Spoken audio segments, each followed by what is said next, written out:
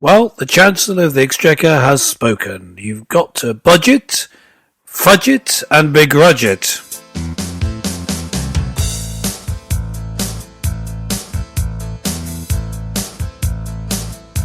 Hello, and welcome to the show. Colourful conversations with Clergyman Pete and Businessman Mark.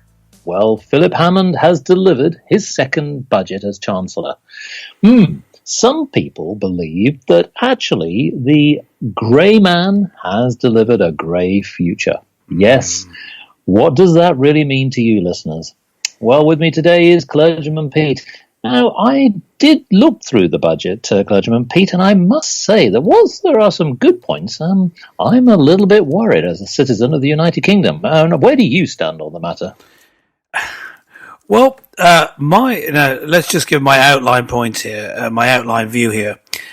My problem with this budget, as with recent budgets we've seen from our Chancellor, the finance guy in the UK, has been what we might call an ignoring of reality. I mean, if we look at how Britain has tried to recover from the great crash of a few years ago, back in 2008, we've seen a very slow recovery, really, and we've seen the unhealthy signs of the economy recently being masked by such techniques as what used to be called printing money, quantitative easing, suddenly saying by fiat that there's more money available, thus reducing the amount of value of the money in your own bank account. And also artificially keeping interest rates low has masked a deeper problem. And I don't think that this budget has addressed those issues. It's looking to me like we've got a fudge budget. Indeed. Well, actually, what's even worse is that when we start to really dig deep, some of the analysts are really getting quite vocal about Mr. Hammond's budget and what the implications are for UK citizens. Now, I'll give you an example here. Paul Johnson, who's the director of Institute of Fiscal Studies, has said that his forecasts predict that basically the UK earnings, that's people's average salary, by 2022 could still be less than it was in 2008, which is an astonishing situation. Yes, folks, you're going to have less money in your wallet or in your purse. Well, now, he goes on to actually sort of highlight that since 2014, growth in earnings has been choked off, as the way he described. And of course, Mr. Hammond's budget hasn't exactly helped. And he says that we are in danger of losing not just one, but getting on for 2 decades of earnings growth. So the basically could be rather stifled. Let's hope that this forecast turns out not to be too pessimistic. Now, if we dig deep into this particular budget, folks, there's a few worrying trends. Now, I know that Mr. Hammond will say, hold on here, folks. I've just eliminated stamp duty for housing for those first-time buyers, which is properties worth up to £300,000. Well, that may be true. And I do understand that, yes, folks, he has helped those in London where house prices are a little bit higher. So, for example, instead of for the first 300,000, it's the first 500,000. Now, quite remarkably, there is something good about that. But what he has also forgotten is that the average person couldn't even possibly get on the first run to even actually afford a house worth 300,000 or 500,000 pounds. So there is some flaws, and I do have some worries in terms of where this is all going. It's all almost like tinkering with the issues, or plastering over the major cracks. And what some people believe is that although he has actually helped with, say, for example, a single person's allowance, he's raised that higher, which is always good for some, it doesn't go far enough. And for those people who are really struggling to not just get on the housing ladder, they're struggling with rent as well. The costs are going up enormously. Yes. Yeah. And it made me think that really what this says is more about more to poor. For example, those folk who live with a goat, a fur coat, a boat and a moat are clearly financially always afloat. But those folk who live in a bunk from a trunk and are drunk as a skunk are evidently suffering and socially sunk. Yes. So, Mr. Hammond, I think that maybe that could be the majority of your of your parishioners and the people in your communities. Tell me, Clergyman Pete, I think that maybe that Mr. Hammond isn't quite in touch with what needs to be done. No, I don't think he is. Now, as we're looking at a few different examples now, I gave my outline reaction at the top of the program, but let's just take one issue. There's a little bit of help being given to firms trying to who are having difficulty paying the corporate tax. So he's just moving about when the operating switch is going to occur to help small firms to pay their business rates costs. Now that's you see, that's a little help, right? That's a tiny little thing, but the problem is changes elsewhere make it more difficult. As you know, I'm a director of a small company, a little coffee bar, and so we're directly affected, or the company's directly affected by changes that are made that affect small companies. Now, one thing that makes it difficult to set up a company or to remain afloat when you're talking about just a few employees is the national wage, or the national living wage, which is going to go up from £7.50 an hour, £7.83 an hour, and this sort of thing, this raising of how much you have to pay people, actually can make it such that more people don't have jobs. So now it's not just me saying that as an opinion. That's been shown by statistics. I mean, I can't immediately show the effect now because it hasn't happened. In the past, when this has been done, it's resulted in fewer people having jobs.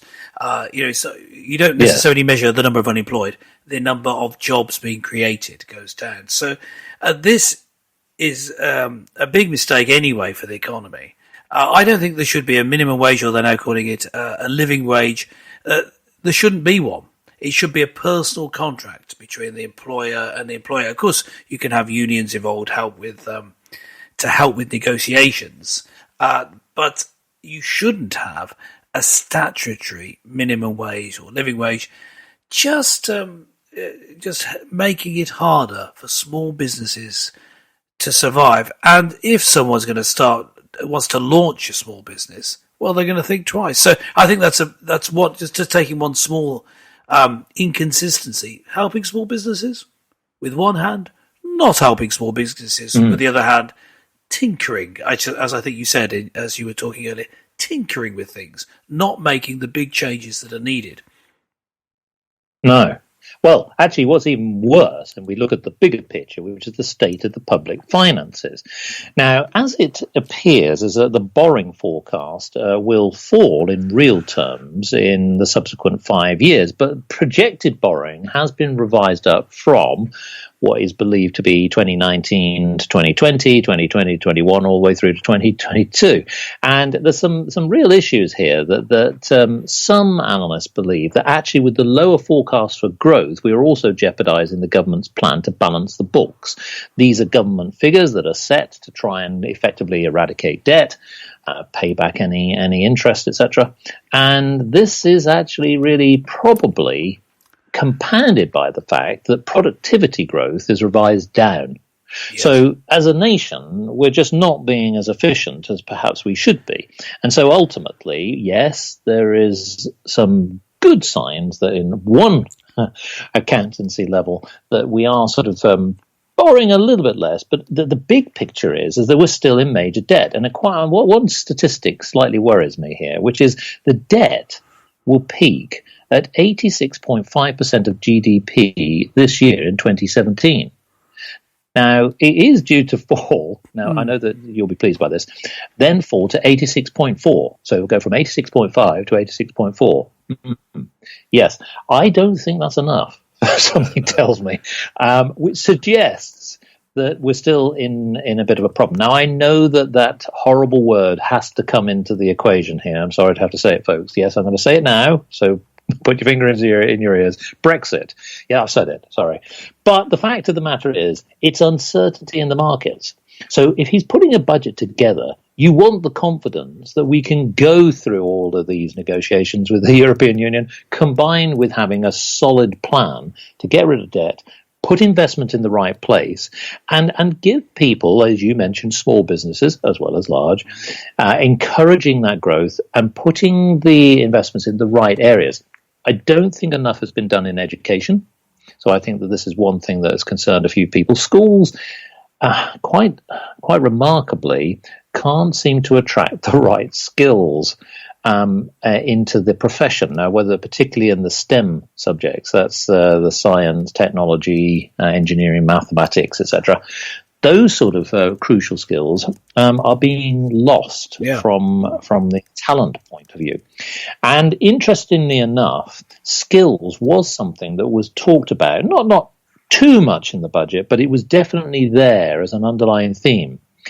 Now, I have to say to you that I think that if we are as a nation to try and compete, particularly if we have, and I'm thinking more beyond the next 2 years, whether we have a negotiation with the EU or whether we do not have a negotiation with the EU, if we are going to default to a World Trade Organization basis, we definitely need to be better placed to be able to trade with the nations such as China, Australia, New Zealand, etc., and America.